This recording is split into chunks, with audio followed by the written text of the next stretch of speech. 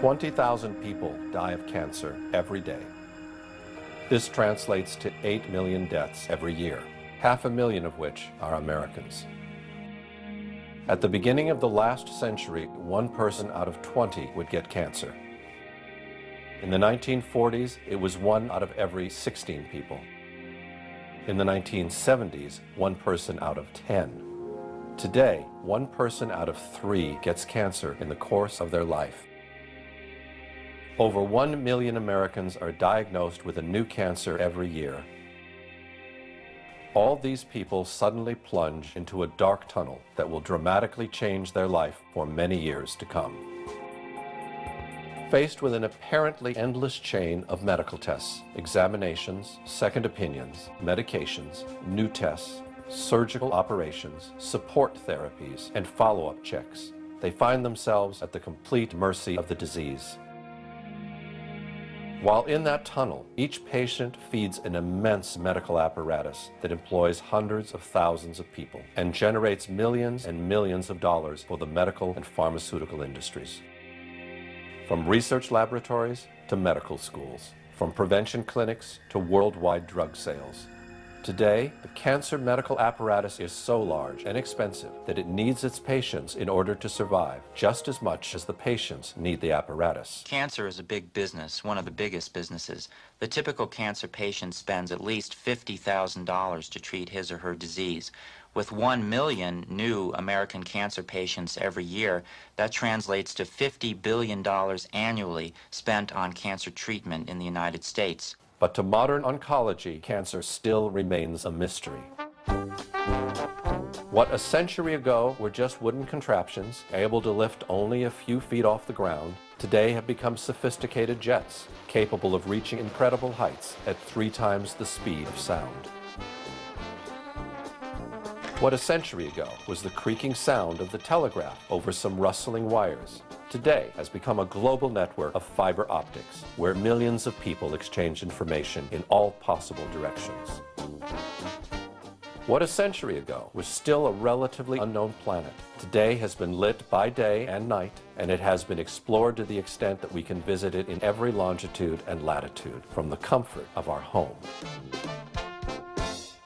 The only thing that has not changed in the last 100 years is the apparent incapacity of medical science to understand and conquer a disease like cancer. Why? The official theory maintains that cancer is a problem that originates in the human cell. Cancer is a group of over 100 diseases characterized by abnormal, uncontrolled cell growth. Cancer is a sometimes fatal disease caused by the abnormal growth and division of cells. While normal cells have well-defined walls and nuclei, the uncontrolled growth in cancer cells causes the creation of abnormal, unstructured masses of tissue, known as neoplasms or tumors. Most cancer-related deaths are due to metastasis, malignant cells that penetrate into the circulatory system and establish colonies in other parts of the body. How and where the migrating cells stop is different for different cancer types. Once the tumor cells are no longer moving, they can begin the process of forming a new tumor by leaving the blood vessel and beginning to reproduce in the new location. If the new environment is suitable, the newly arrived cell will begin to grow and a new tumor will develop. This official theory, also called molecular theory, is basically the same that was formulated more than 50 years ago. Cancer begins as a departure from normal cell growth that is harmful and unceasing. If the abnormal cells grow slowly in a limited area, they are called benign tumors. If the cells are spread to other parts of the body, they constitute a malignant tumor, one that is cancerous. Cells of malignant growths break off and travel through the bloodstream to other parts of the body. There, they may start new cancerous growths. In the last 50 years, the search for the cause of cancer within the human cell has been pushed beyond the limits of anyone's imagination. Today, the most advanced laboratories are working directly on the human genome in order to identify the genes that seem to be responsible, according to some scientists, for the different kinds of cancer. This opens the door to a dreamlike scenario for the pharmaceutical industry. A world where each patient would need its own personal cure, tailored to its own personal needs. 1 million new patients every year, 1 million new cures for each and every one of them. What we want to do is we want to match the disease with the cure or palliative treatment, whatever it is, by using the genomic tools. And that's really what the whole cancer world is now going to be about for a very long time. The question of whether we're going to break the cure barrier is not the question about if, it's a question about when. In the meantime, however, no one has been able to prove that the official theory is the correct one, and that the origin of cancer is in fact of genetic nature. Major advances are being made in the detection, prevention, and treatment of cancer. But the mechanisms that trigger malignant cell growth are still not completely understood. In the meantime, statistics seem only to get worse. We've lost the war on cancer. Since the 1950s, the outlook for most cancer patients has remained the same, a 1 in 3 chance of living for 5 years after diagnosis using conventional therapies, surgery, radiation, chemotherapy, drugs. The fact is that today, 2 out of 3 American cancer patients will be dead before 5 years. Despite such dismal results, official oncology continues to impose on patients the only 3 therapies that have ever been authorized in the last 100 years: surgery, chemotherapy, and radiotherapy. And 2 of the 3 are actually carcinogenic. Surgery is the oldest technique and the most successful of the 3. But surgery is useful only when the cancer is localized, a minority of cases. Patients also fear radiation's dangerous side effects. One of these is that radiation can actually cause cancer. The use of radiation remains controversial even in medical circles. As much as we could work with her, say on a math problem, she was not comprehending it. It would take a long time to get like a worksheet done. Parts of Elizabeth's brain weren't there anymore because of the radiation, that it had killed that part of the brain. So the part of the brain that was responsible for memory was gone. Chemotherapy is designed to kill cancer cells throughout the body. It is highly toxic, however, and it also kills healthy cells. Today, chemotherapy is often given in combination with surgery and radiation. Your typical chemotherapy agent will certainly cause tiredness. There is a risk of sickness, but there are very good anti-sickness drugs these days that can control that. Chemotherapy frequently causes taste change. It can cause a sore mouth. The first side effect that many people ask about, however, is hair loss. In fact, many chemotherapy drugs are carcinogenic.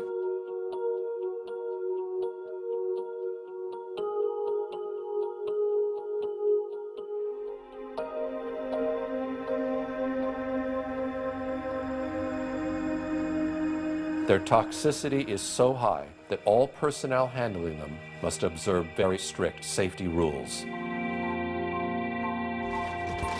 Their disposal calls for total destruction and incineration of anything that comes in contact with them.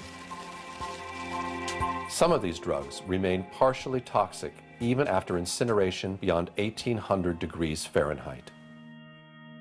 But there is something new about chemotherapy that's been emerging of late. Many women who undergo chemotherapy for breast cancer describe unsettling changes to their memory and concentration. Researchers at the University of Michigan Comprehensive Cancer Center say this phenomenon is very real. Women have complained of cognitive changes that have occurred during the time that they've been treated for breast cancer for a long time now. And the term chemobrain has been coined, and this is used to describe loss of concentration, difficulty remembering things, having difficulty thinking clearly, and not being able to function effectively in normal activities that the person was able to do perfectly well before they had treatment. Simple little things. I'd have to wait to think of something, and it would be frustrating. X is red, C is green. Researchers say the chemotherapy creates memory problems that can last for years. Children are also beginning to report long-term effects of chemotherapy drugs. Things like my homework, like, let's say, like math homework. When it's real noisy, I can't focus. And it just makes me feel like my mind's being erased. But is there any benefit in chemotherapy? John Cairns of Harvard University published a study in Scientific American. He found that chemotherapy drugs benefit at most 5%, 1 out of 20 of the cancer patients they're given to. If conventional therapy has such limited results, why isn't the medical profession willing to investigate alternative approaches? The answer to this question may be found in some historic events that took place almost a century ago, when official medicine finally managed to gain the upper hand on the so-called empirical doctors, who cured patients with herbs and natural remedies. In the 1800s, society sanctioned both approaches to healing.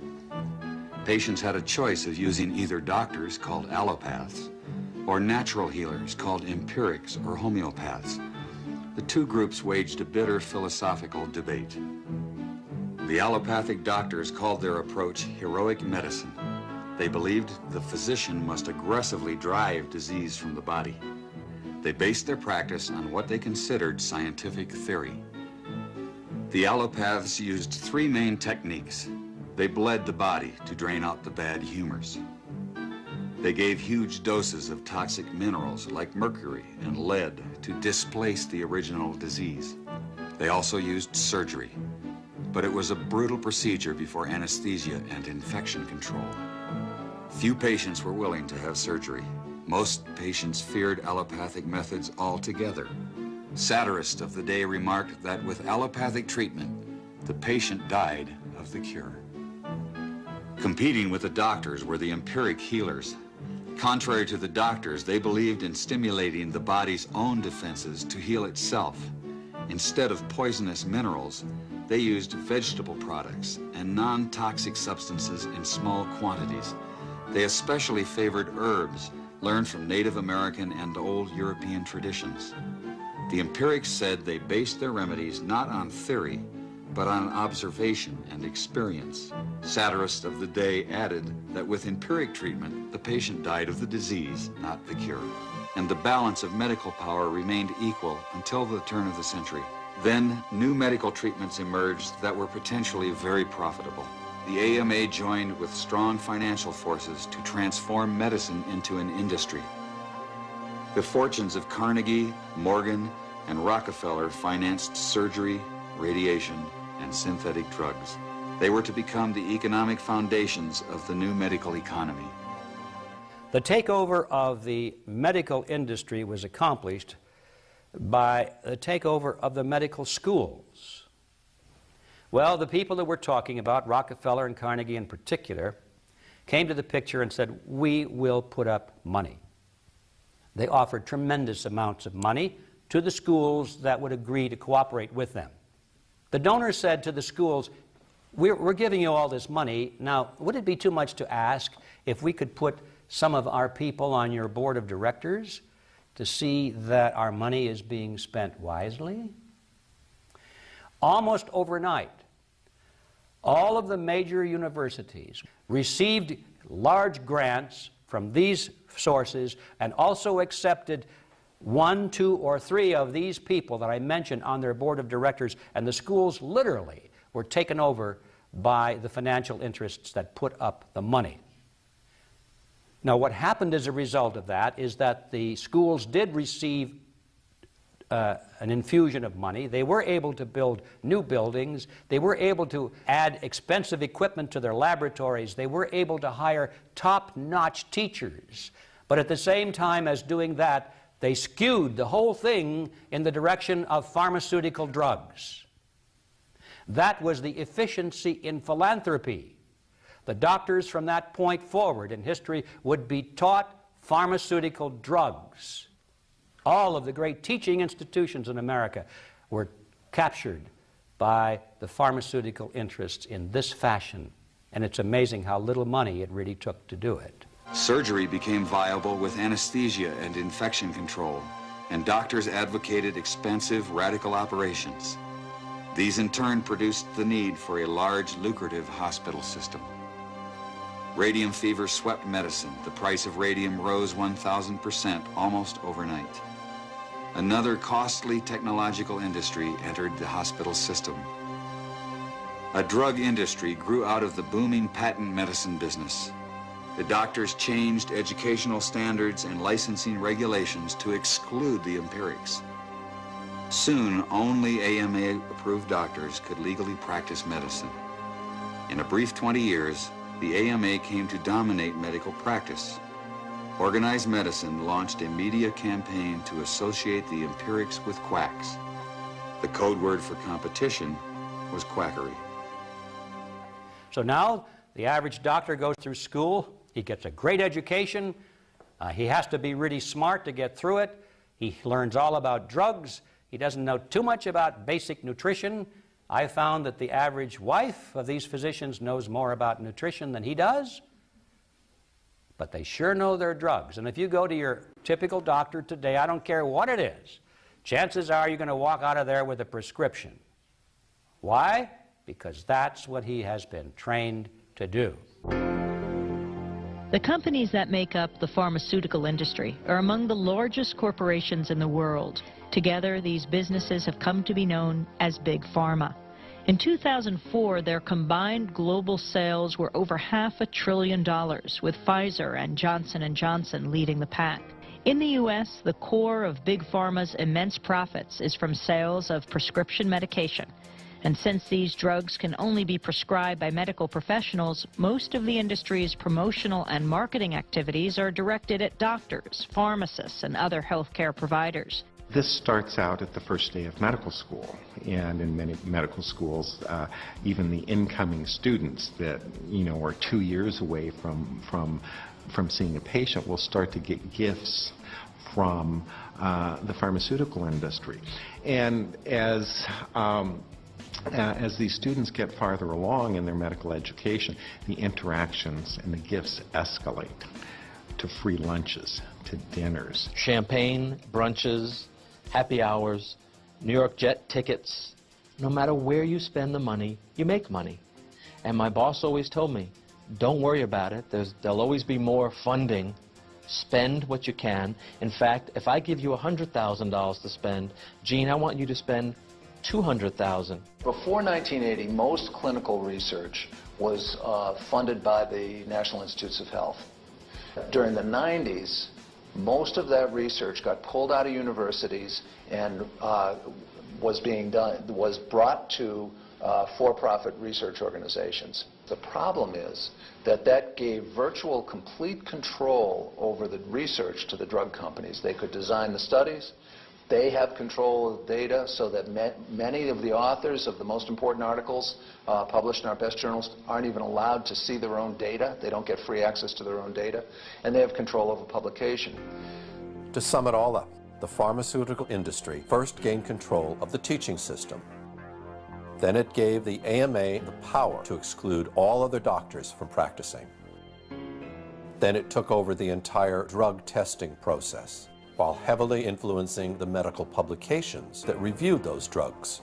And finally, Big Pharma extended its control over the federal entity that is supposed to verify those drugs' safety and efficacy. At the opposite end are the sick citizens, and in the middle are the doctors who must cure them based on information they can only get from the pharmaceutical industry, which can no longer be verified. Chemotherapy drugs are in fact among the most expensive of all. A 1-month supply of erlotinib, a chemotherapy drug produced by Roche, cost $2,300. The same supply of sorafenib, Bayer's chemotherapy drug, costs $5,500. The monthly supply of sunitinib, a chemotherapy drug produced by Pfizer, cost almost $7,000. The drug industry is the most successful global industry in the world.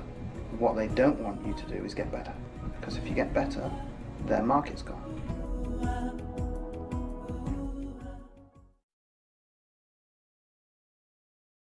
Fear.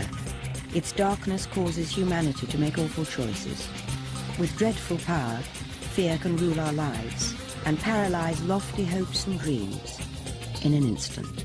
A global affliction, and deployed all too often by those intent on inflicting control over the masses. Fear preys on the most vulnerable among us. Fear sells, and nowhere is fear peddled more shamelessly than in the fields of medicine and human nutrition. Fear anesthetizes us. It coerces us, making us believe that we can do little on our own to prevent or treat disease, and forces whole nations to kneel at the altars of the drug industry. And of course, the fearmongers are also preying on fear of disease. And the solution that the fearmongers give us are drugs. As if by design, health choices are limited, information is scarce, lives are ruined, and the truth be damned. The fear machine is well oiled by petrochemical dollars and a near worldwide monopoly in healthcare.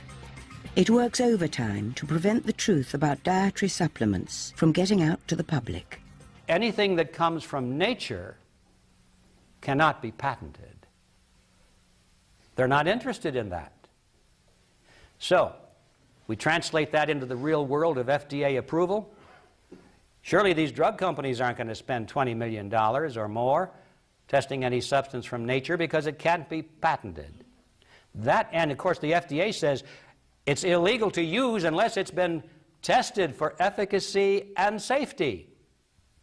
Now you see the catch-22 you're in there.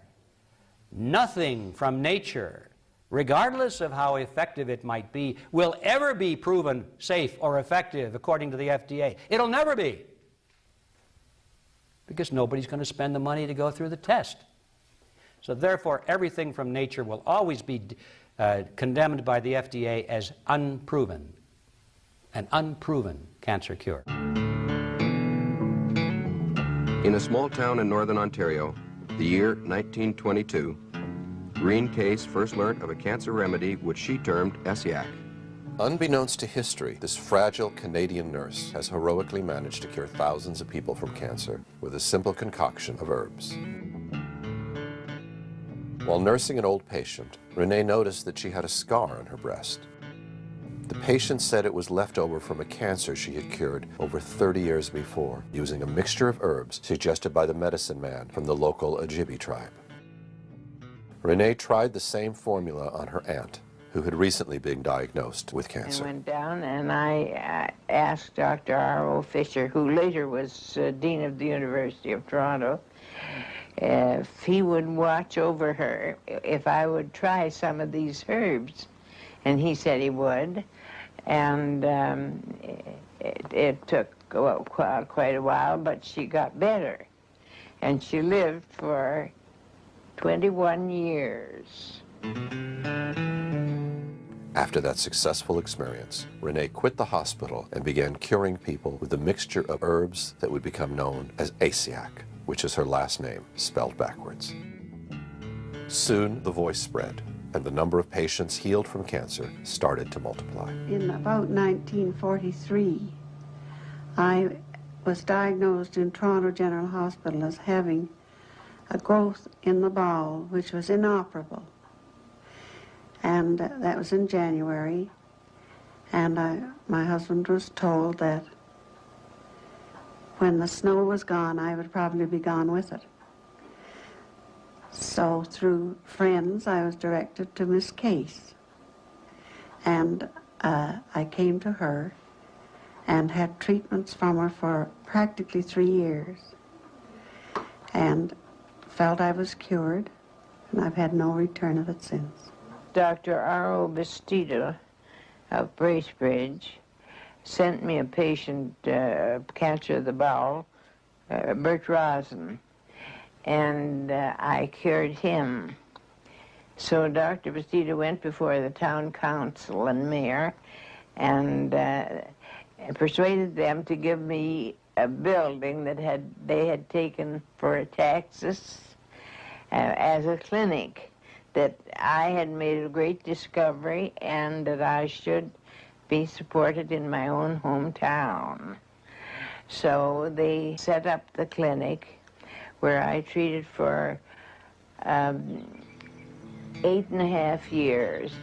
In a few months, the clinic was fervent with activity, with patients flocking in from all different places. Her clinic would be full every time we were there. And there were people came in ambulances who were not able to come in for a treatment. She would have to go out and administer the medicine out in the ambulance. Then as the time went on, we watched these people be able to walk in. And finally, they were driving their own car to get SCI. I treated from 300 to 600 patients a week. And the only way they would allow me to do this was free of charge, and I had to have a doctor's diagnosis for every case I treated. So we brought the diagnosis to Nurse Case, and I took treatment from her every week for about a year. And I have no cancer today. It was one Dr. Leonardo from Buffalo who had immediately recognized the potential of Renee's cancer cure to warn her of what was waiting ahead. Dr. Leonardo, he was a cancer surgeon, and he said, "You think you have a cure for cancer?" I said, "I'm way beyond thinking I know." Then I had 5 other doctors in examining patients, and he asked if he could go in with them and examine patients, and I told him he could. So then he told me, he said, "You have it, but the medical profession will never let you do this to us." After a while, a mysterious group of entrepreneurs showed up, offering Renee $1 million for the secret formula. But she flatly refused, as they would not guarantee that her cure would be made available for free to anyone who ever needed it. Green case was called before the legislature in 1938 to determine Essiak's legal status. I was trying to legalize my treatment, and the patients went out and got this petition signed, 55,000 names on it.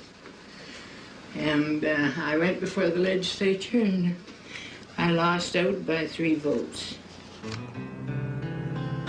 Public outcry forced the establishment of a cancer commission to investigate herbal remedies.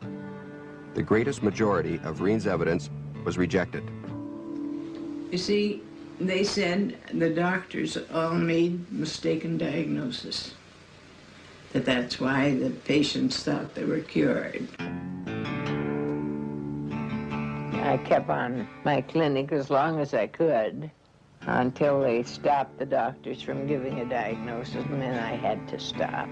And it's a sad thing when somebody comes and they have somebody that is ill with cancer and the medical profession can do nothing for them, and they beg of me to treat them. It's a very, very sad thing to turn them away. And I had a nervous breakdown over that, so I really had to stop. I don't see how they can refrain from recognizing it, because if you have the proof, you have the diagnosis from the doctor, you have the pathological findings, and you find you have the living patient to show that they are still alive after the medical profession has given them up. And yet they refuse to admit that it is a cure. After she recovered from the breakdown, Renee started again from scratch, brewing the herbal mixture and curing patients in her own basement. I have to grind them. I used to get them already ground. Soon the authorities began harassing her again, having her arrested more than once for the most preposterous reasons. But the fame of Asiac had already crossed the border, as one day Renee received an invitation to scientifically test her herbal remedy from a clinic in Massachusetts. About 20 years ago, 1958, here in this lavatory. Its director was Dr. Charles Brush, who was also President Kennedy's personal physician and a close friend. Undertook to study the effects of a drug or an herb called Asiac. And we found that it was non-toxic and did have effects in help in the treatment of cancer.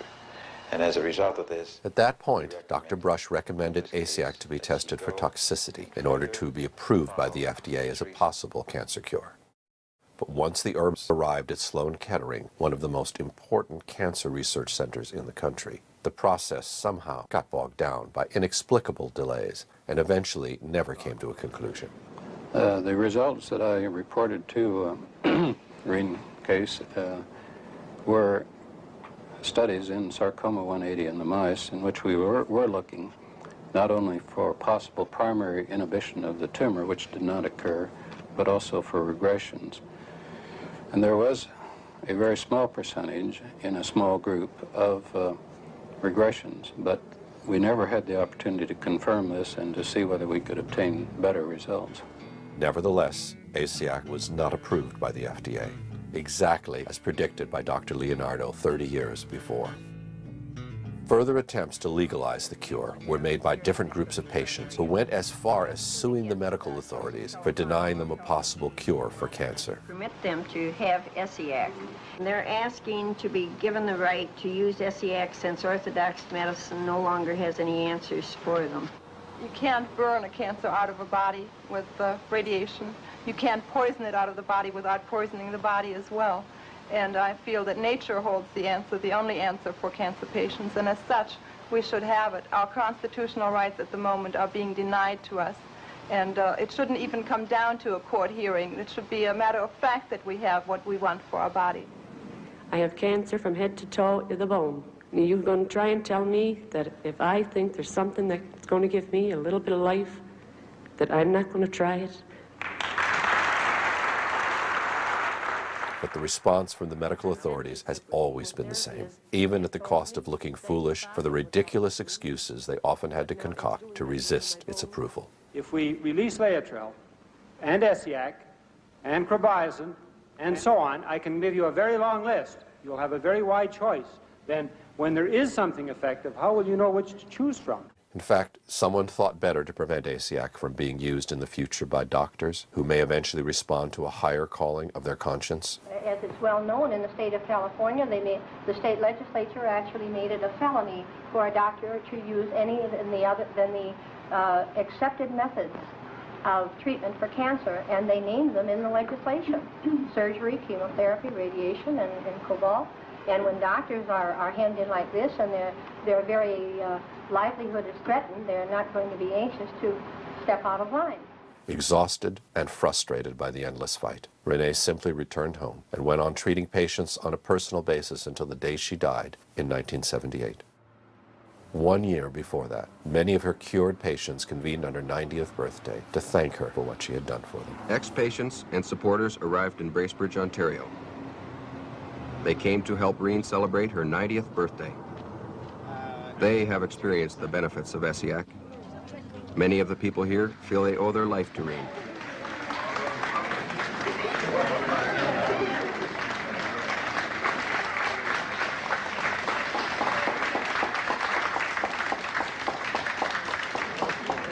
Remember, she brought the two ladies up to you that day in the house. She doesn't call me. Where is it?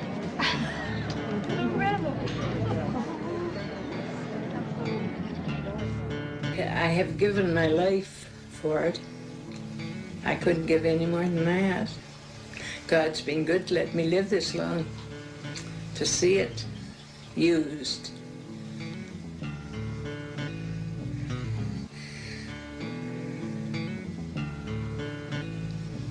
and used by people.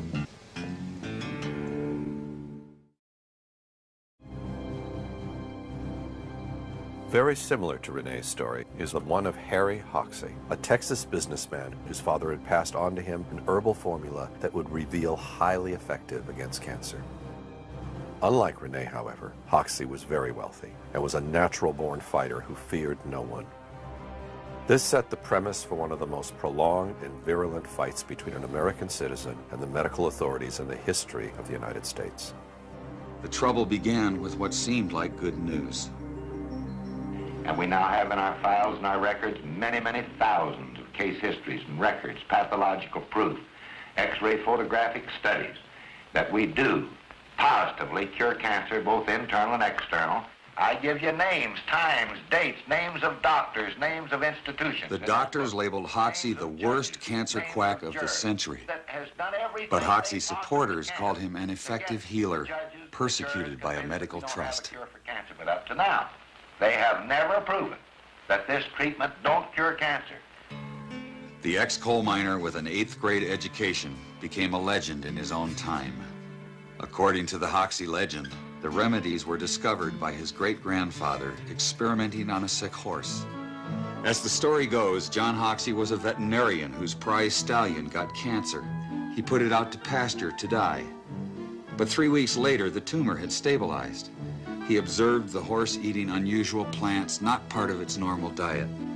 Within a year, the horse was well. So John Hoxsey began to experiment on animals with the herbs, and he added other popular home remedies. He claimed success and passed the formulas down through the family, who eventually used them on people. Hoxsey said his father was the first to try the medicines on people. He gave young Harry the formulas with a deathbed wish to make the treatment available to people whether or not they could pay. Prophetically, he warned the boy against the high priests of medicine who would fight him jealously. It didn't take long. Hoxsey started his first clinic in Illinois in 1924, and he immediately incurred the wrath of organized medicine. He was arrested more times than any other man in medical history. Yet by the 1950s, the Hoxsey Clinic of Dallas, Texas was the largest privately owned cancer center in the world. Hoxsey clinics reached through 17 states. Endorsing the treatment were senators, judges, and even some doctors. 2 federal courts upheld its therapeutic value. If the treatment was worthless, how did it gain so much support?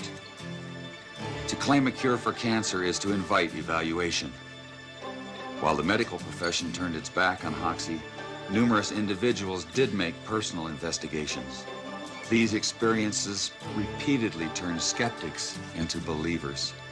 Among them was Esquire magazine writer James Wakefield Burke, who in 1939 began covering the Hoxsey story. My boss, Arnold Gingrich, one day said, "Why don't you go down to Texas and let's expose this fellow. He's getting too big." And the American Medical Association liked to put him out of business and said, "You go down and get acquainted with him," and says, "We'll do a couple of pieces on him and put an end to this." So it was an assignment. I came to Texas. I expected to stay about a day, get my information, and leave. I became fascinated. I stayed for 6 weeks. Every day, Harry would pick me up, bring me to the clinic. We'd come in the morning, and he would put his arm around these old men and women, say, "Dad, them doctors been cutting you up." Says, "I ain't gonna let them sons of bitches kill you. You're gonna live." And he'd treat them, and I'd watch him treat them. They'd get better and begin to get well. So I wrote an outline for a piece which I called "The Quack Who Cured Cancer."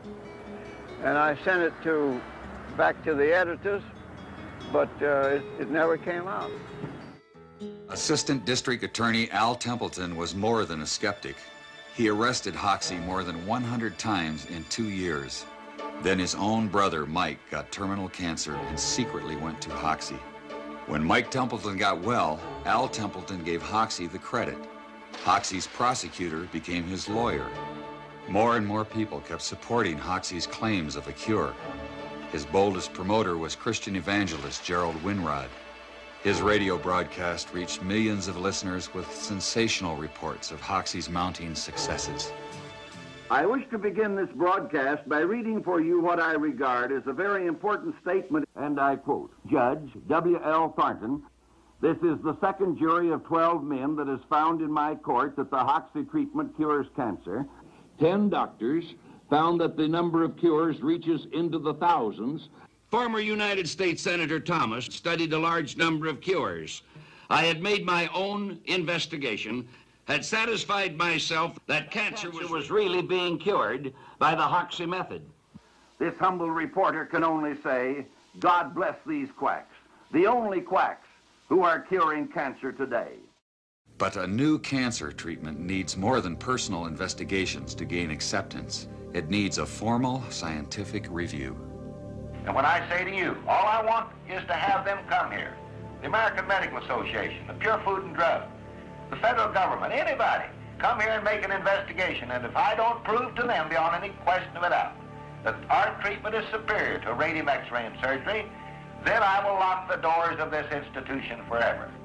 But the medical profession did not respond to his call. The doctors claim that they already knew from their medical education that his remedies were had no efficaciousness at all, was no cure. They were just sought in their ways and adamant in their beliefs. According to Hoxie, there was a more sinister reason the medical profession wouldn't investigate. Hoxie said the AMA doctors invited him to demonstrate the treatment. Among them was Dr. Morris Fishbein, editor of the influential AMA Journal. According to Hoxie, the day after his successful demonstration, a high AMA official asked to buy the rights to the formulas. The alleged offer would have given all rights to a group of doctors, including Dr. Fishbein. Just like Rene, Hoxie turned down the offer because he could not get the guarantee that the formula would have been made available for free to anyone who ever needed it. But one thing was certain. Hoxie had made a very powerful enemy.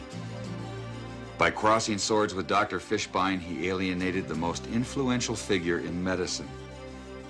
Dr. Fishbein held a unique position. As journal editor, he controlled the main income-producing organ of the AMA and thus the organization. He also published the accepted standards of medical practice. After the Chicago incident, Dr. Fishbein blackballed Hoxie by branding him a quack in the journal. It commented that Hoxie's most enthusiastic supporter was the local undertaker. The AMA attack was relentless. Dr. Fishbein and Hoxie would battle each other for 25 years to come in a drama of national dimensions. But rather than settling the dispute through scientific means, they played it out in the media. At the association's headquarters in Chicago, vigilant against quackery is Dr. Morris Fishbein. There is no serum, drug, or combination of drugs that we know that will definitely cure cancer. When Hoxie approached the National Cancer Institute for an investigation, the agency refused. The NCI said his medical records were incomplete. Hoxie said doctors refused to supply necessary records because of Dr. Fishbein's influence. The government concluded it would be a waste of public funds to investigate. Having struck oil in Texas, Hoxie offered to pay for a test himself. His challenges were putting Dr. Fishbein under public pressure, and the doctor fought back hard in the public arena. But when he wrote blood money for the Hearst Sunday papers, he went too far. Hoxie sued Dr. Fishbein and the Hearst newspaper empire for libel and slander. He didn't seem to stand a chance. The nation's most notorious quack faced a who's who of American medicine. Surprisingly, Harry Hoxie became the first man ever to win a judgment against Dr. Fishbein and the AMA. Dr. Fishbein had to resign from his post at the AMA. But the Hoxie-Fishbein trials held an even more shocking revelation. Dr. Fishbein admitted in court that Hoxie's supposedly brutal pastes actually did cure external cancers. The most dangerous external cancer is melanoma. It can spread rapidly through the body. Doctors advise extremely radical surgery. Even so, melanoma is often fatal. We have more positive, proven cases of melanoma in our records and our files and the patients to talk to that have been cured in this institution than any institution in the world, and that's a broad statement, but we have the facts to back it up. Hoxsey went as far as producing his own movie to make his voice heard from the medical profession. It would be an innovation to men of the medical profession if, instead of devoting so much time and money to court trials, sniping tactics, and smear campaigns, they would come to the clinic, do some investigating, check into our methods, speak to some of our patients. Then they would understand why our treatment has been as effective and, in most cases, far more successful than anything they've had to offer as a solution to the cancer problems. But instead of accepting the invitation, the medical establishment escalated the war. Mildred Nelson has directed Hoxsey's clinics from the beginning. But he was never investigated except in a criminal type of a way to see what he might be doing wrong. The Food and Drug have always been famous for harassing the Hoxsey patients. Go to people's houses, take their medicine when it was delivered to them, talk to them, tell them they were doing wrong. But when the government couldn't stop Hoxsey in court, the FDA decided to take unprecedented action. Sufferers from cancer, their families, physicians, and all concerned with the care of cancer patients are hereby advised and warned that the so-called Hoxsey treatment for internal cancer has been found on the basis of evidence presented by the FDA to be a worthless treatment.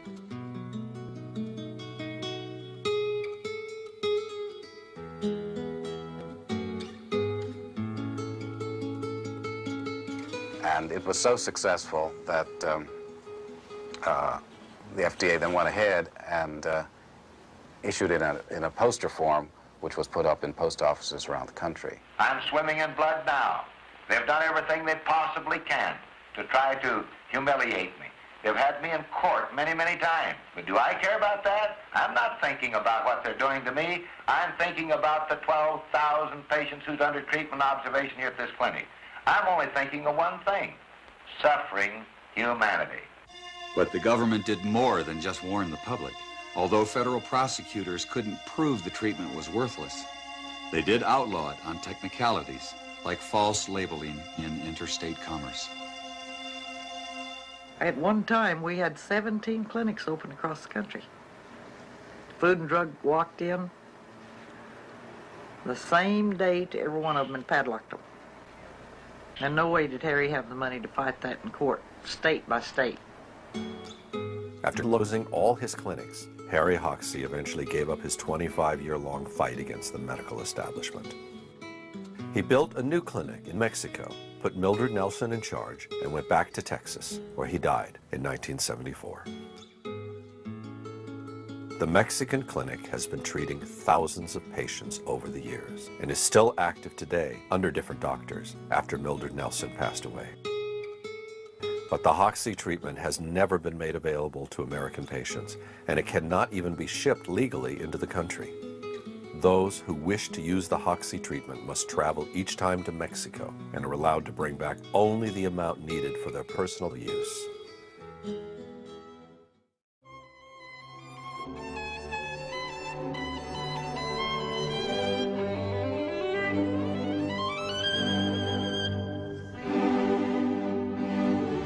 All the diets, the health food principles, and the nutritional concepts that we share today have a single father, Maximilian Gerson.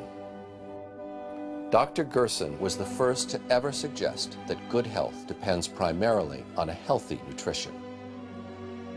Born in Germany in 1881, Max Gerson was inspired by the figure of Ignaz Semmelweis, the Hungarian doctor who discovered that in order to avoid infections in pregnant women, physicians simply needed to wash their hands in a chlorine solution.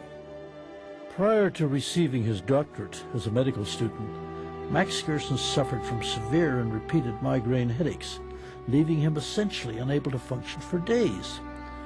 After 2 years of experimenting, Dr. Gerson was able to eliminate his migraines completely by eating only certain raw fruits and vegetables. By 1918, word was spreading about the Gerson migraine diet.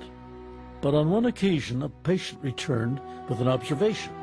Not only had the migraine been relieved, but his skin tuberculosis also disappeared. The astounding news spread like wildfire.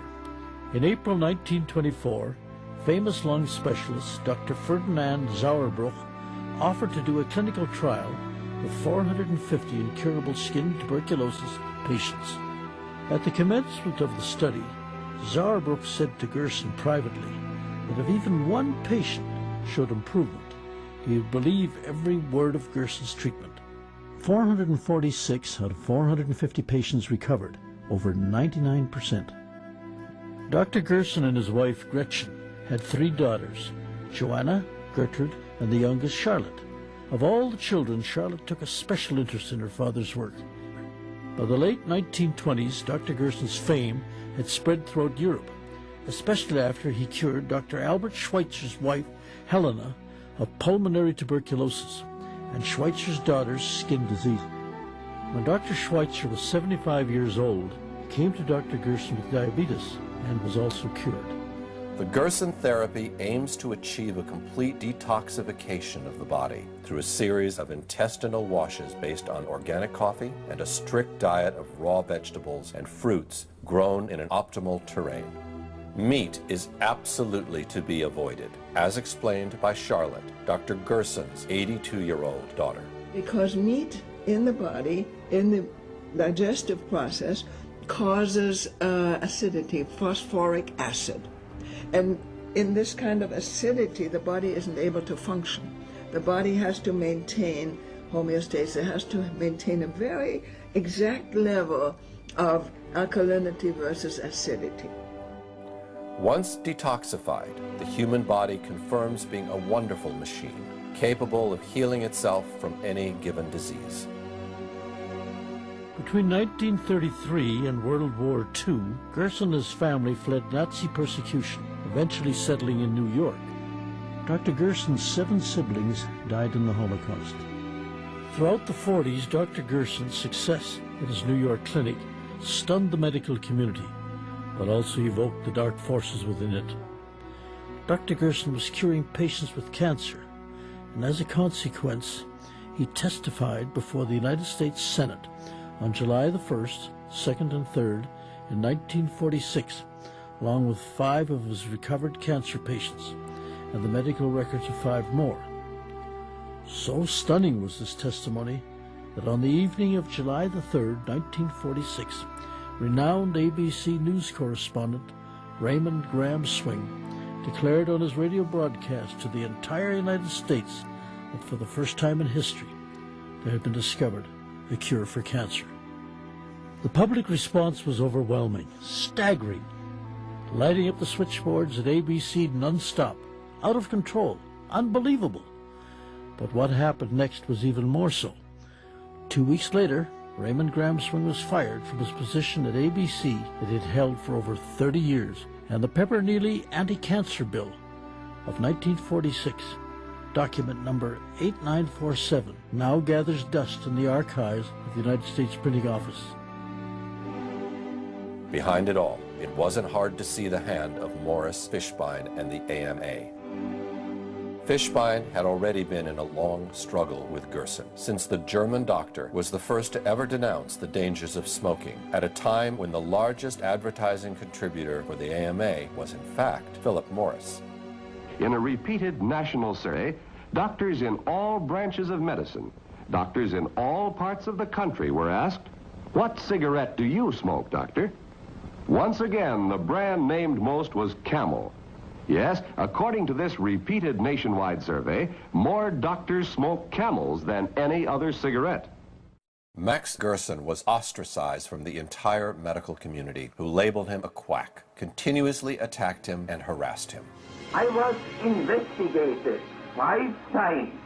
What do you mean by being investigated, sir? From the AMA. They investigated you? Yes, 5 times. Every time they come, I show them, here the patient you sent home to die, cured. Other patient you sent home to die, cured. Next patient, you sent home to die cured. What are you going to do? You don't look like the type of man that's going to give up at this point. No. How could I give up, Seth, when I see these wonderful results? That's impossible. First, I write the cancer book. And in that cancer book, I will bring in as many cases as possible sent home to die. So that every physician hears the cancer can read it. And I will have it translated in many languages. It took Gerson 10 years to write the book, which presented 50 fully documented terminal cases he had cured with his therapy. Yet Gerson found no major publisher willing to release the book in the United States. At that point, he was totally and forever banned from publication in the United States. Why was the American Medical Association so opposed to the Gerson therapy? I think all the medical associations were opposed to the Gerson therapy. Here comes a new approach, a nutritional approach, an effective approach. The medical pharmaceutical industry, if it even wants a cure for cancer, since there's so much profit in this disease, certainly does not want the cure to be a nutritional one. Dr. Gerson spent the rest of his life secluded in his New York apartment, where he kept curing patients with the same therapy that in the meantime was being forbidden all over the United States. This is where Dr. Gerson was up until the day of his death, where he had a clinic, where he saw patients, where patients recovered from cancer, where he documented so many recoveries, yet those recoveries are not available to the public. Those published articles have been published in Europe, but have not been allowed to be published in American journals. Why? The reason for that is the fact that it's not a patented medicine, and it's not an expensive medicine. I mean, this is the crux of the matter. This is a natural therapy that allows people to take control of their own health and not require drug intervention. If the Gerson therapy were permitted inside the United States, and I believe that it should be, we would see a dramatic decrease in deaths from cancer. I would estimate the fatality rate would go down by at least 50%, very possibly more so. Exactly like Mildred Nelson, Charlotte Gerson had to go all the way to Mexico to open a clinic to cure people after her father's death.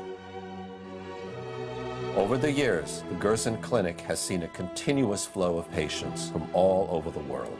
The medical records from over 1,500 patients are available to anybody who wishes to examine them. Further, any physician is heartily invited to come to the Mexican hospital and visit and see a patient there, or visit with the patients, and with their permission, then they would have access to their medical records. But the medical establishment kept ignoring the call, while officially continuing to deny the validity of the Gerson therapy. Dr. Dean Edell, whose popular radio and television programs... A fixture in American television, Dr. Edell has been representing the voice of official medicine on national television for many years. I don't think the Gerson's therapy has ever cured a terminally ill patient. People get very confused by this. If you think of basically what's in Gerson therapy, you really wouldn't expect it to cure cancer. But people, sometimes cancer cures itself. There is a rate of cancer, it goes away by itself. Some people didn't really have cancer, it was a misdiagnosis. In 1986, I was diagnosed with pancreas cancer, which had spread to my liver, gallbladder, and spleen. The doctors told me I had 3 months to live, to go home, get my finances in order, and prepare to die. My husband just wouldn't accept it. I was only 46 at the time, far too young, so we came home, did therapy for 2 years. After 3 months, my doctors here wondered why I was still living. They asked me if I would have a CAT scan, which I did. The masses of cancer had gone. They said, I don't know what you're doing. We don't want to know what you're doing. Just keep doing it. The doctors at that time had said I would never live to see my second grandchild, which he is now 19 years old. So we proved them wrong. After the therapy, we went back to Utah to a specialist on blood, and she said my blood was so clean and clear that she couldn't tell I'd ever had cancer, and she said I was the first patient that ever happened to. And yes, and after I had gone back to the oncologist after I had done the Gerson therapy for a couple months, at that time when they had found that I was cured of cancer from the CT scan that they had done on my abdomen, he couldn't believe it. He thought it was a miracle. For the 10 years following being on the Gerson therapy, which took a year and a half, I started going back to the Mayo Clinic and seeing Dr. Scott, who was an oncologist there, just for checkups to be sure I was clear. And he said everything was like an 18-year-old again. My blood profile was perfect, and he couldn't believe how I looked and how much energy I had, and he asked me what I'd done, and I went over the Gerson therapy with him. Dr. Scott said, "That's great," but he said that we can't sell that.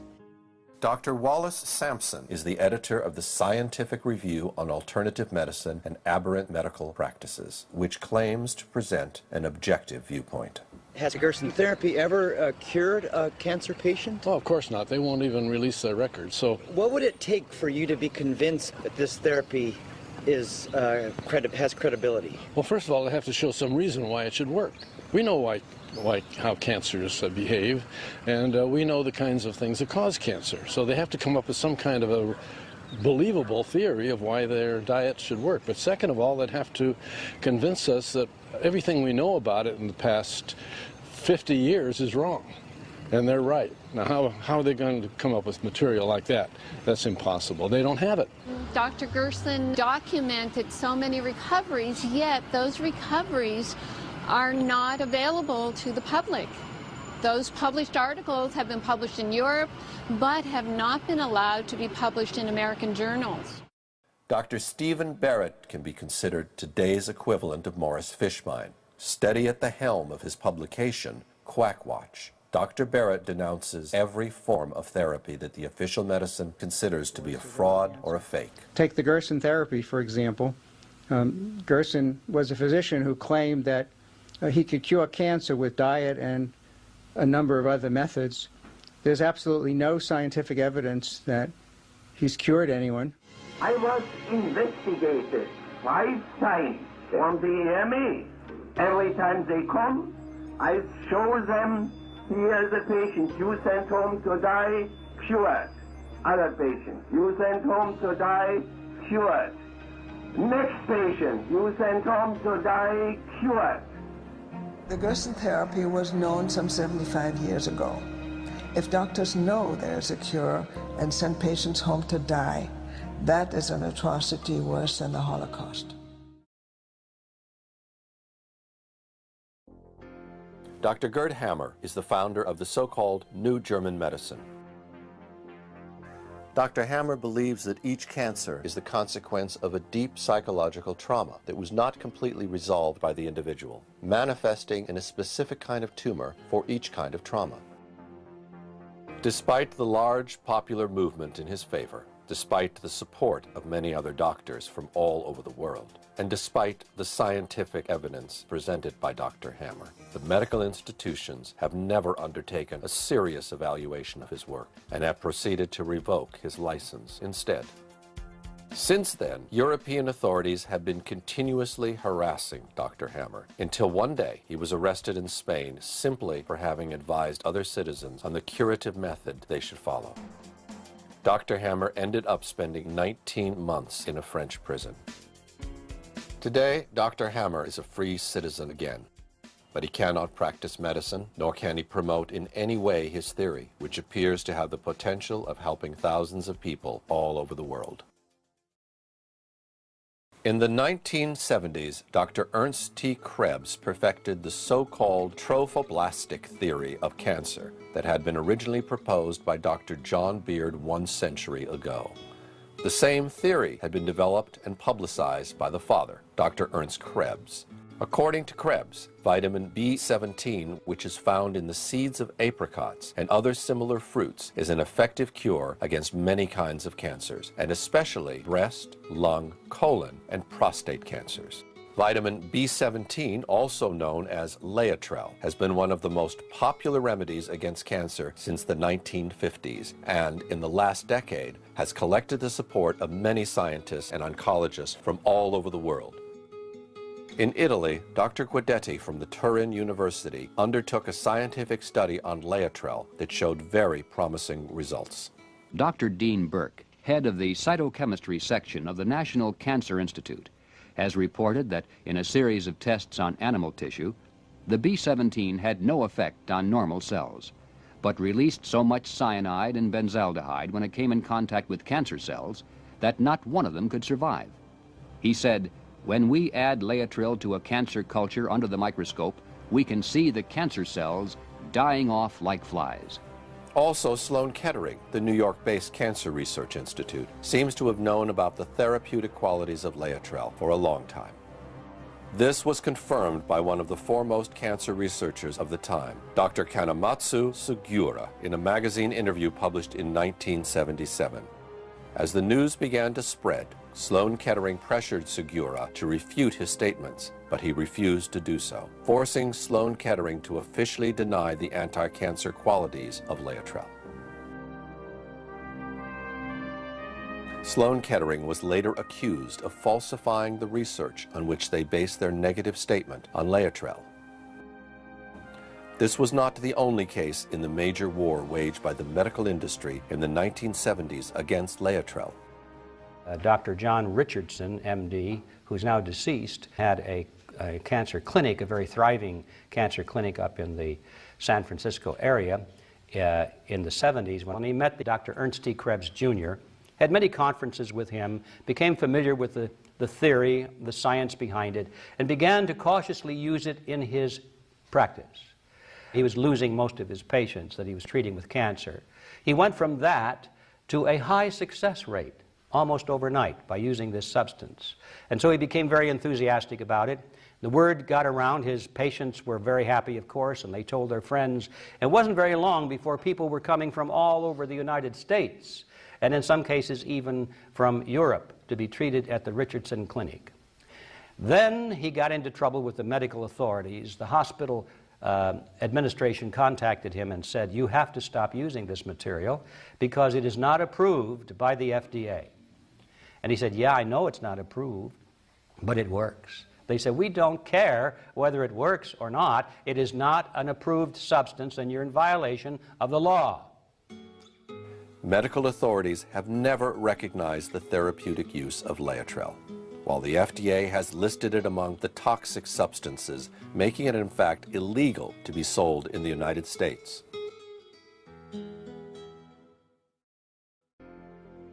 In 1992, Dr. William Lane published a book called Sharks Don't Get Cancer, in which he maintained that shark cartilage has the capacity of inhibiting the growth of tumors. In order to grow beyond a certain size, every tumor needs to build its own capillary system. The creation of new blood vessels is called angiogenesis.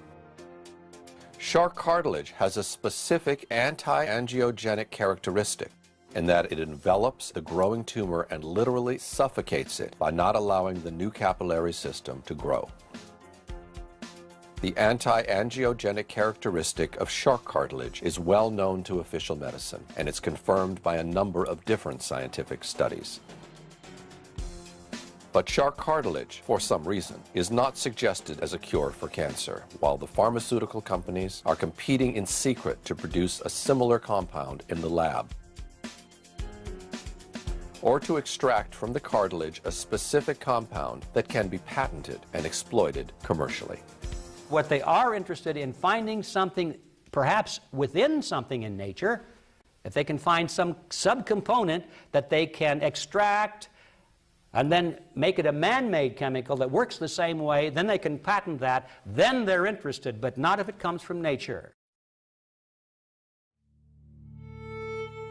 Another well-known remedy against cancer, particularly popular in Europe, is mistletoe, a semi-parasitic plant found on oaks and other similar trees. Mistletoe is used to produce different medicines, like Iscador, whose effectiveness against cancer has been known for many years. I think it deserves some merit because it's nothing new. It's not a fad. It's been around a long time. It's been used for over 70, 80 years. Austrian scientist and philosopher Rudolf Steiner, the founder of anthropological medicine, suggested the use of mistletoe against cancer almost 100 years ago. This plant has been considered sacred since the times of the Celts, who worshipped it and used it as a universal ailment. In a cancer patient, mistletoe causes an immediate increase in the macrophages, which is normally followed by a regression of the disease. We do know that it has immune stimulatory properties, like if you measure cytokines, you can see them actually go up with using mistletoe. There's components in mistletoe that are actually cytotoxic, meaning it actually can kill cancer cells or it can put them to sleep. In Steiner clinics, Iscador is used as part of a larger program against cancer that includes all the emotional, psychological, and spiritual aspects of the individual. In the United States, mistletoe is almost unknown, but the task of denying its curative qualities has been taken up, in this case, by the British sanitary system, which resorted to the well-known excuse of absence of evidence. The PCT has reviewed the evidence relating to mistletoe in the management of breast cancer, and we have found, and I'm one of the people that's looked at the evidence, we've found that there's no convincing supporting evidence. Recently, American author and actress Suzanne Summers announced that she defeated cancer using mistletoe. You mentioned cancer. Back in 2001, you, on this program, announced that you had been battling cancer. Most people would just go to the doctor and get chemo. You went a different route. How are you now? Well, I just had my killer cells tested, naturally. That's your immune system. And, you know, I've been injecting that Iscador now for 8 years. So I haven't had a cold, I haven't had anything. You don't have cancer? I don't have cancer anymore. The list of historic cases in which a potential cure for cancer has fallen into oblivion could literally continue for hours. From the vitamin C cure by Nobel Prize winner Linus Pauling, to the infamous Krabiazin by Dr. Ivy, from the molecular cures through the microscope of Dr. Rife, to Dr. Collins' toxins, the dynamics have always been the same. The doctors have been ostracized, derided, or persecuted, without their therapies ever being considered for serious scientific evaluation. The last person to propose a natural cure against cancer is Tullio Simoncini, an Italian oncologist who finds himself in the middle of a storm after having declared that the origin of cancer is not genetic, but it is due to the aggression of a fungus called Candida albicans. Based on this hypothesis, Dr. Simoncini treats cancer with sodium bicarbonate, which is one of the strongest enemies of fungi in nature. How does a fungus get in the body? Where do you think this all starts from years of research? There is an endemy, a big epidemic pollution because the fungus is undervalued. But it is undervalued because it is not understood. From the very beginning of his studies, Dr. Simoncini felt the need to reconsider the cancer paradigm from scratch and began looking for a different origin of the disease. What puzzled him the most was the fact that all tumors behave in the same way, even though they appear completely different from one another. Then he started looking for a common denominator and eventually found one. Most cancers appear white. These tumor specimens show the devastating impact the disease can have on the body. This is a liver riddled with cancer. The white bubbles are all tumors. If you enter the body and you reach an organ affected by the cancer, you can see that the lumps are always white. Sometimes it is covered with blood or with the defense reaction, but in every post-mortem examination, scientists find the white lumps, the white masses, that is fungi. This is the pleura. We entered with a camera and look, The pleura should be red, but you can see all the lumps, all the cancer that is white. This is the heart beating. This is a bronchial cancer. Look, we went into the bronchia. Look, they are white. And then in the colon cancer, this is red because there is a little bit blood. I washed it up. Now, look, look, it is always white. White like Candida. Candida albicans in Latin means glowing white. It should be clarified that the presence of fungi in tumors is nothing new in the medical world. All the scientists find in the oncologic world the cancer patients, when they die, they are all invaded by the fungi, but nobody wonders that it is the only microorganism present in cancer patients. Official oncology, however, believes that their presence in tumors is due to their opportunistic nature, which brings them to build colonies wherever they find a suitable environment. This belief, though, seems contradicted by a careful observation of the animal world. Spores from a parasitic fungus called Cordyceps have infiltrated this ant's body and mind. As soon as she is discovered by the workers, the ant is taken away and dumped far away from the colony. It seems extreme, but this is the reason why. After a while, the fruiting body of the Cordyceps erupts from the ant's head.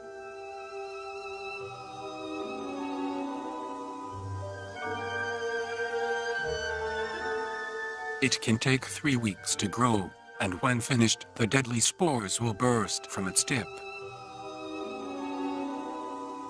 Then, any ant in the vicinity will be in serious risk of death.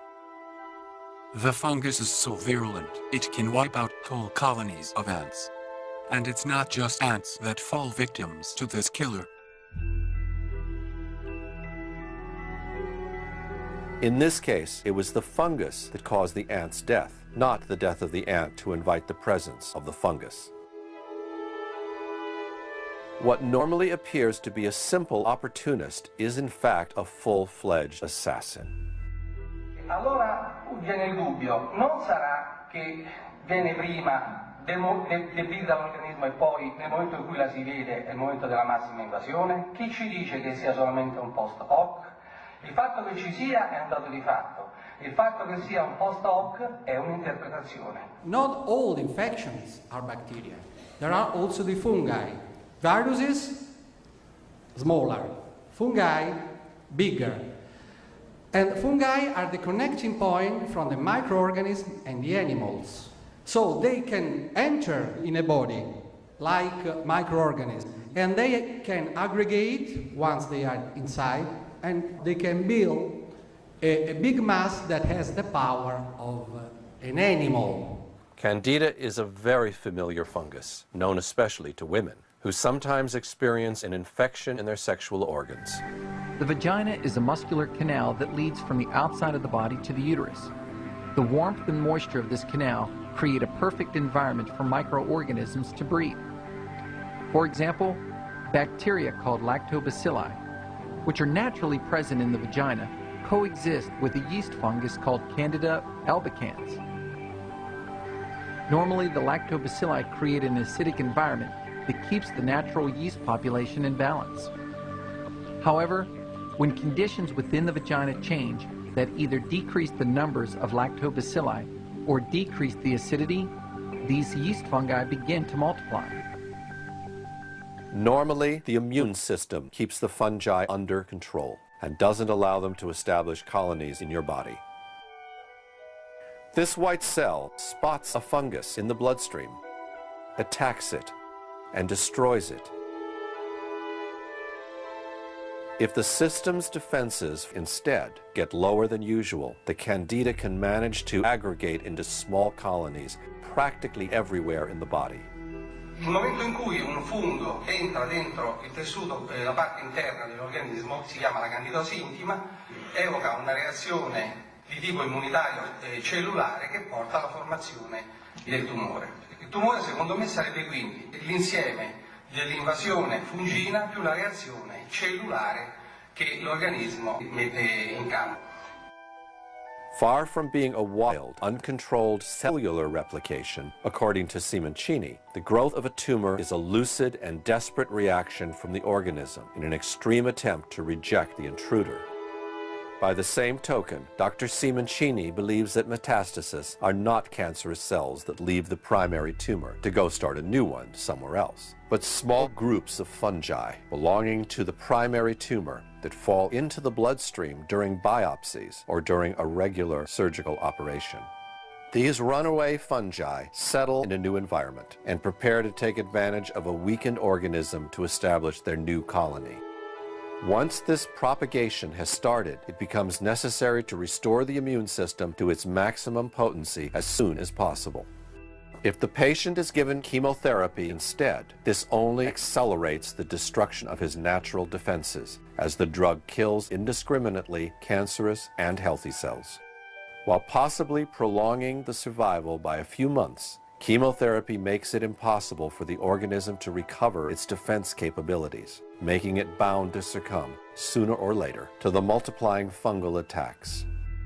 In order to test his theory, Dr. Simoncini began treating cancer with sodium bicarbonate. Sodium bicarbonate is the strongest substance against fungi. They cannot adapt to a salt because it is not a complex substance. That's why the antifungal today's antifungal drugs are ineffective, because the fungi can adapt themselves in 3-4 days. For a fungus, you give an antifungal drug, you can kill the first layer, but the second layer they get used and they eat drugs, chemotherapy, everything.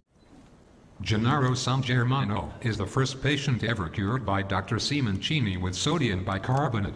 In 1983 he was diagnosed with lung cancer and was given a life expectancy of 6-7 months at best. In 2006, 23 years later, he gave this interview. Buonasera. Buonasera, io mi chiamo Massimo. Mi sembra di parlare con una persona molto fortunata, mi sembra di capire, giusto? Sì, molto fortunato, veramente. Perché gli pensi... Molto fortunato, ma grazie a Dio al dottore Simoncini. Ho incontrato con fortuna perché mi aveva detto che mi doveva fare un atto ricovero. Perché la macchia si stava allargando quando sono andato alla visita. E ha detto vieni da me, sono andato con la cura che mi ha dato lui, con grazia di Dio. E ci ha messo, mi diceva la moglie, ci ha messo 8-9 mesi a guarire? Sì, oltre 9 mesi. Però se n'è andato via tutto il tumore?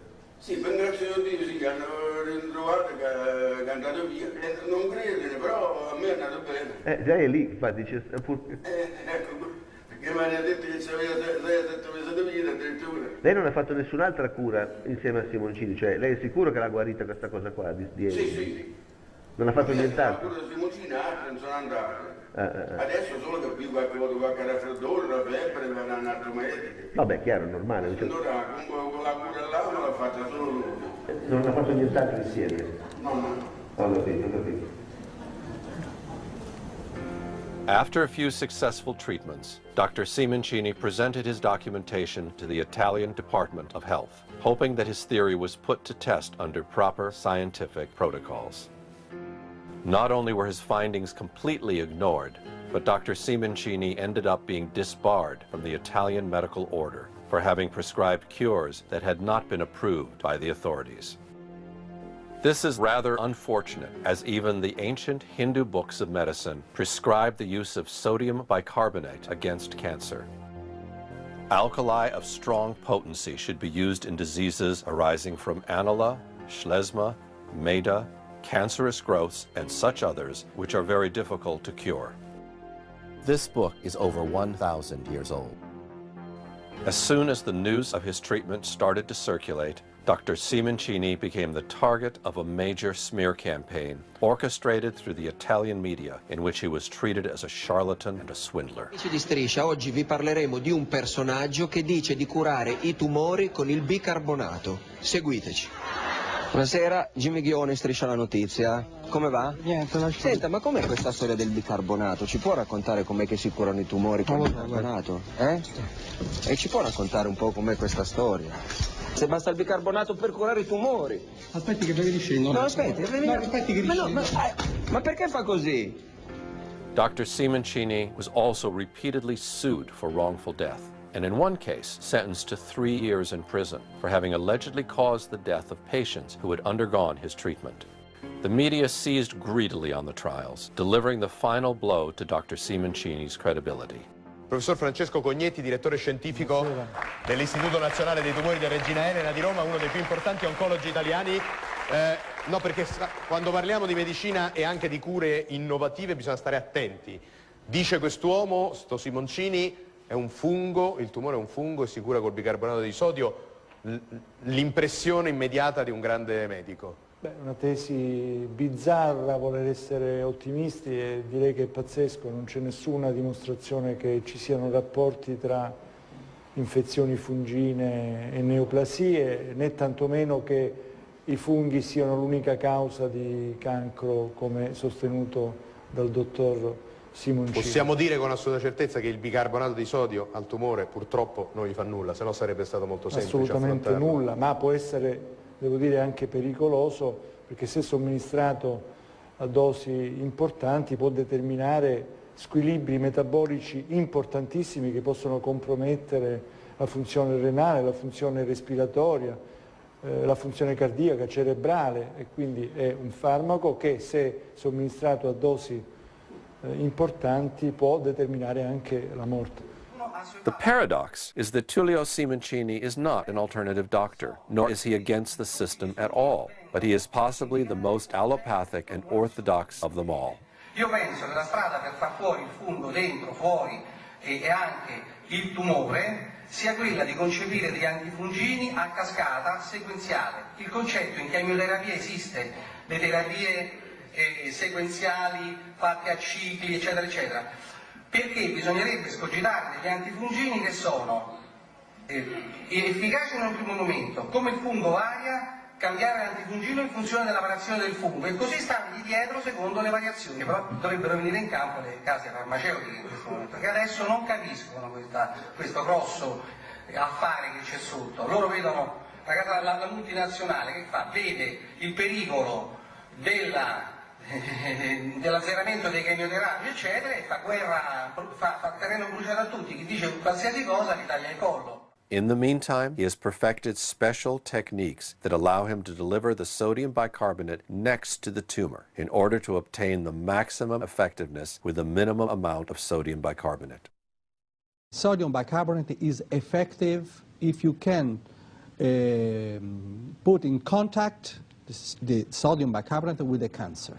So, if you want to reach the prostate cancer, you have to locate before a catheter in the pudenda artery that reaches the prostate.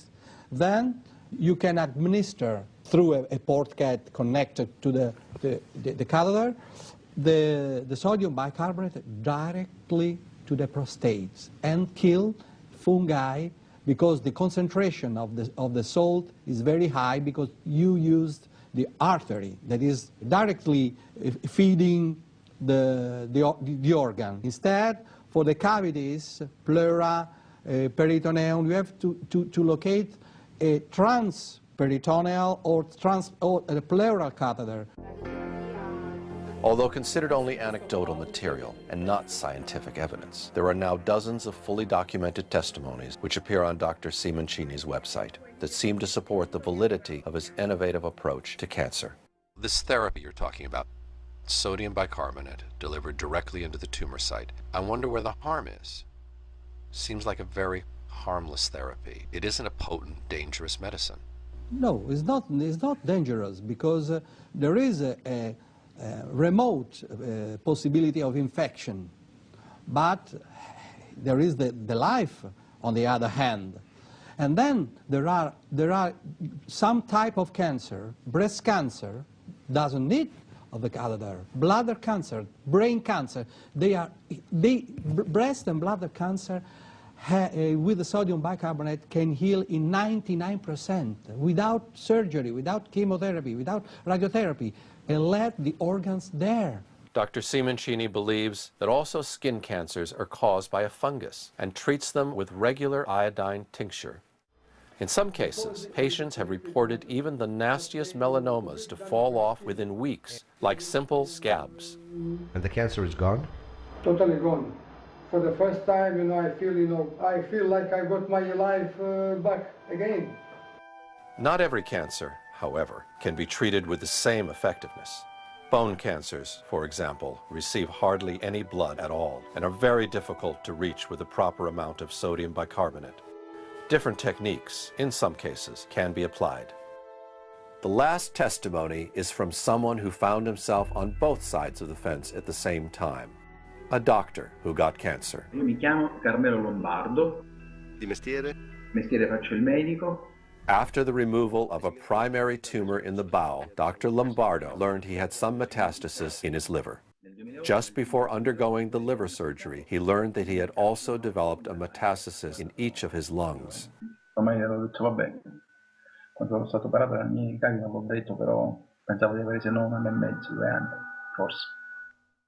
After returning home, Dr. Lombardo found out about Dr. Simoncini's therapy and chose to use the ports that had been prepared for the chemo to introduce the bicarbonate solution instead. Ah, quindi lei aveva il port per la chemio e invece l'ha usato per infilare il bicarbonato? Sì, per il bicarbonato, sì. E il port dove ce l'aveva esattamente? Il port ce l'ho all'altezza della seconda costola. Nella seconda costola precisamente hanno incannulato la carotide interna e raggiunge la cava superiore.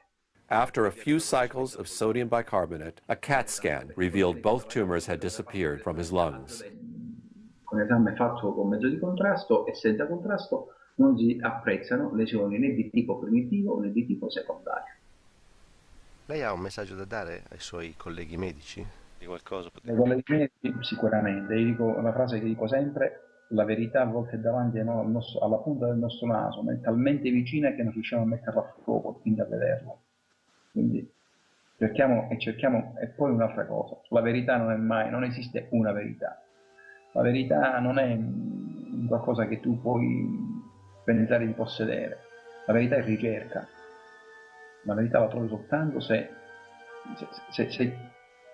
ampli i tuoi orizzonti, se allarghi il tuo modo di vedere.